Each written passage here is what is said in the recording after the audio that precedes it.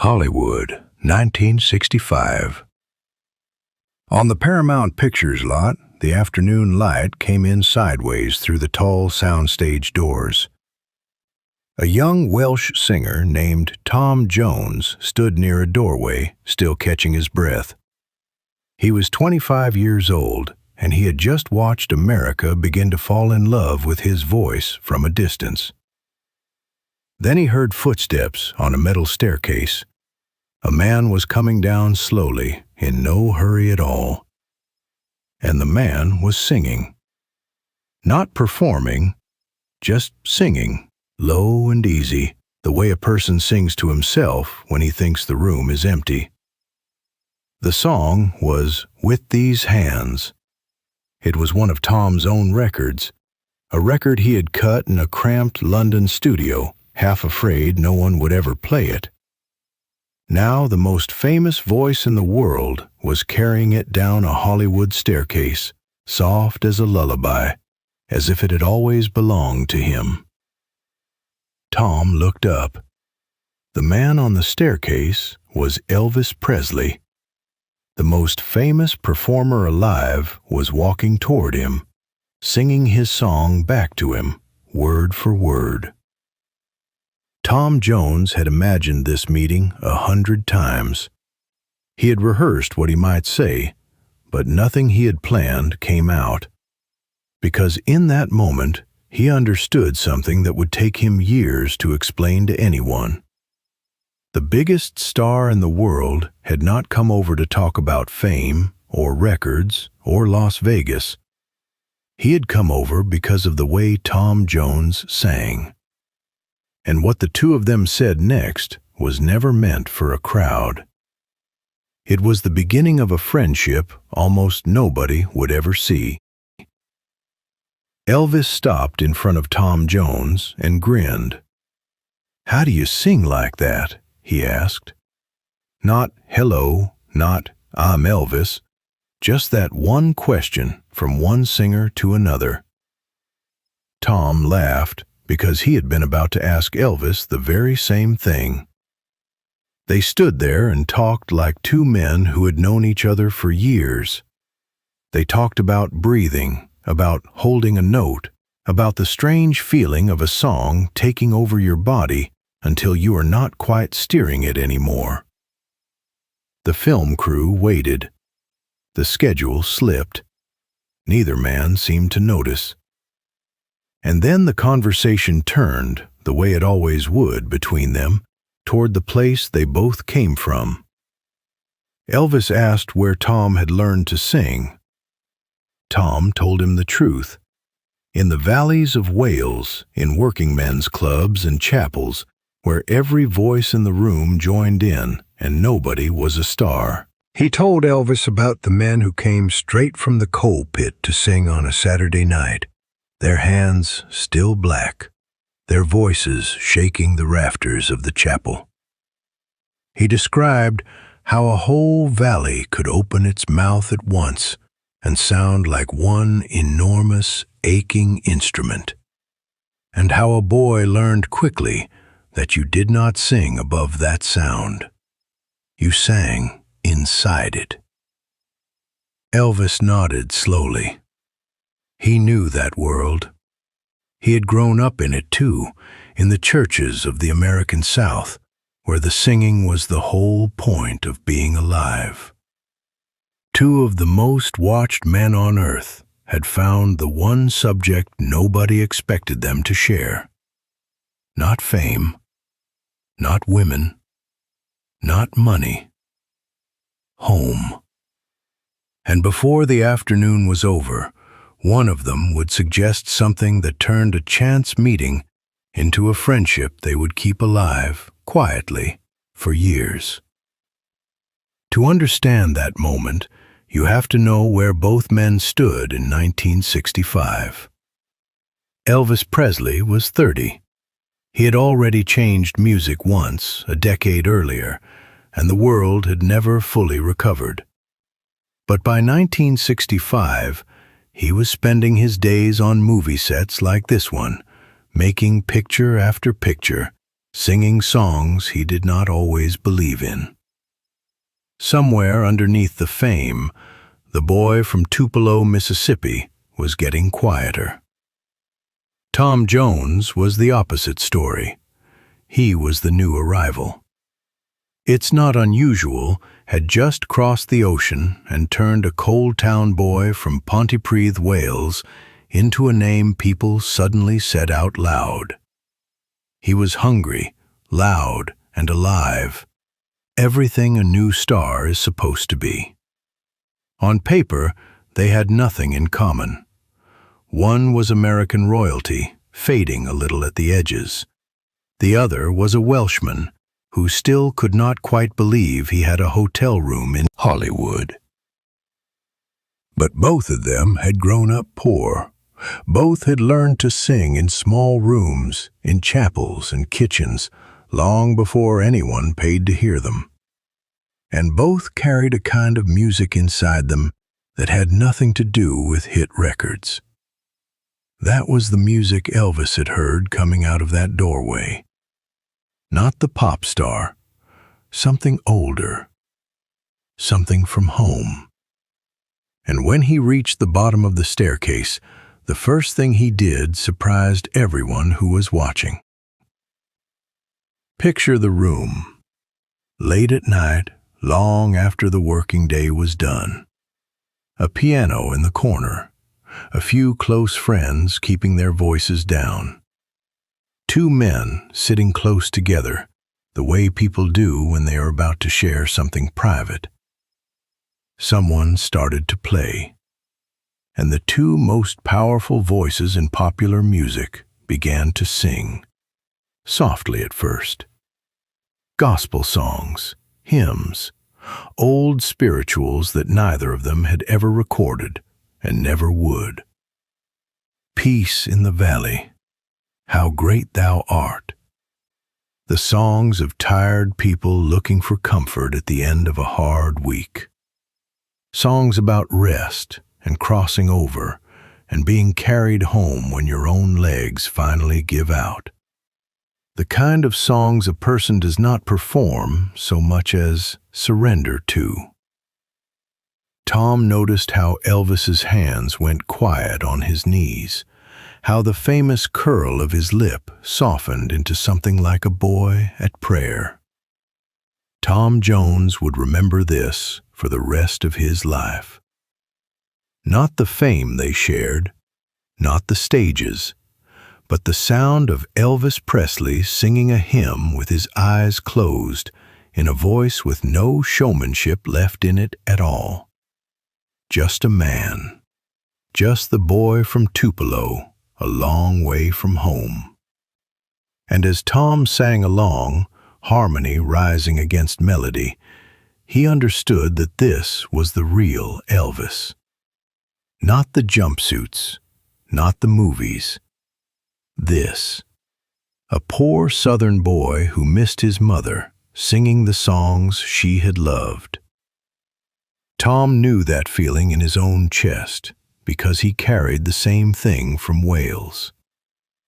For a few hours, in that quiet room, the two biggest names in the world were nobody at all. And then, in the middle of a hymn, Elvis stopped singing. He turned to Tom Jones and said something Tom would carry for the rest of his life. It is easy now to forget how large Elvis Presley truly was in 1965. He was not simply a famous singer. He was the reason a whole generation had picked up guitars. When Elvis walked into a room, other performers stood a little straighter. Men who feared no one were nervous around him. But that size came with a weight. Elvis was surrounded at all times by managers, by friends who needed something, by a machine that never stopped turning. Almost everyone who came near him wanted a piece, a photograph, a favor, a story to tell later. It had been a long time since another star had looked at him and simply wanted to talk about singing. That was what made Tom Jones different, and Elvis felt it right away.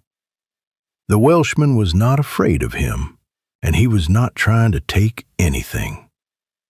He just loved the same thing Elvis loved: the music, the real music, the kind you make when the cameras are off. So Elvis made an offer that he did not make to many people. He invited Tom to come by, away from the sets and the crowds, and just sing. No band, no audience, no reason at all except the joy of it. And when they finally did, in a quiet room with a piano, the songs they chose told the truth about both of them. They did not sing their hits.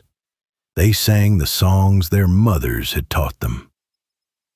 Over the next decade, the two of them kept the ritual alive. In Las Vegas, after their own shows had ended and the crowds had gone home, Elvis and Tom would find each other in a suite high above the Strip, and they would sing. Gospel mostly, the old songs, the ones nobody paid to hear. The staff who saw it never forgot it. Two of the highest paid entertainers in the world, still in their stage clothes, sitting at a piano at 4 a.m, singing hymns to an empty room. No audience, no cameras, no money in it. Just two working-class boys, one from Wales and one from Mississippi, holding on to the thing that fame kept trying to take. A young bellman would later say he had stood frozen in the hallway outside, a tray going cold in his hands, unable to bring himself to knock. He knew he was hearing something no ticket in Las Vegas could ever buy. So he set the tray down quietly and walked away, and told no one for years. But the years were not equal to them. Tom Jones learned to guard the true voice, to step back when the fame grew too loud. Elvis, surrounded and alone, found it harder. The machine around him never stopped, the weight never lifted. And in 1977, the boy from Tupelo was gone at 42.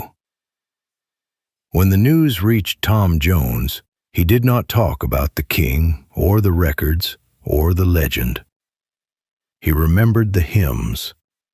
He remembered a voice with the showmanship stripped away, singing "How Great Thou Art" with its eyes closed. He remembered the friend who had heard the real hymn on a staircase in 1965 and had told him where the voice really came from. And he understood, too late, what Elvis had been trying to hold on to all along. Elvis looked at him for a long moment before he spoke. The piano kept playing, low and slow. The other men in the room went still. "That's where the voice comes from," Elvis said quietly. "Not the throat. The place you're trying to get back to." Tom Jones did not answer right away. He knew exactly what Elvis meant, and it frightened him a little that another man could see it so clearly. All the noise of his new fame, the screaming crowds, the flying room keys, the headlines about the wild man from Wales, none of it was the voice. The voice came from Pontypridd, from the chapel, from his father coming home from the mine with coal dust in the lines of his face, from everything Tom had left behind to become famous. In that moment, Tom Jones faced a quiet choice that every performer eventually faces. He could chase the image the world had built for him, the sex symbol, the showman, the Vegas headliner. Or he could protect the thing underneath it, the small, true voice that Elvis had just named. The thing you're trying to get back to.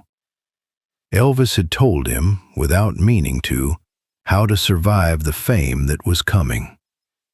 Keep singing to the room your mother is in, even when the room is empty. Keep the home in the sound. And what happened to both men in the years that followed would prove how hard that advice was to keep and how right Elvis had been.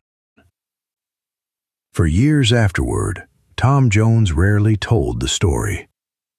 When he did not tell it the way people expected. They wanted tales of two wild men in Las Vegas. He gave them something quieter instead. He gave them the hymns. Late in his life, when interviewers pressed him for the wild stories, Tom would sometimes go still and change the subject. The real memory was too plain to sell and too precious to spend. A piano, a hymn, a friend who was gone. He would say that the Elvis the world knew, the jumpsuit, the swagger, the impossible fame, was never the Elvis he had met. The one he had met was a shy, gentle man who loved gospel music and missed his mother. A man who, on a Hollywood staircase, had come down singing another man's song simply because it moved him. The rest of it, the fame, was just the noise around the voice. And that was the lesson Elvis had handed Tom without ever meaning to teach it. The voice is not the throat. It is the place you are trying to get back to. Tom Jones carried that with him for the rest of his long life, through the comebacks, the reinventions, the decades on stage. Whenever the fame grew too loud, he remembered a quiet room and a piano and a friend singing a hymn with his eyes closed. We spend our whole lives building the version of ourselves the world applauds. But the thing that matters most is usually the thing we started with, the small, true voice from home, the one only the people who love us ever really hear. Elvis heard it on a staircase in 1965. And Tom Jones spent the rest of his life trying not to lose it.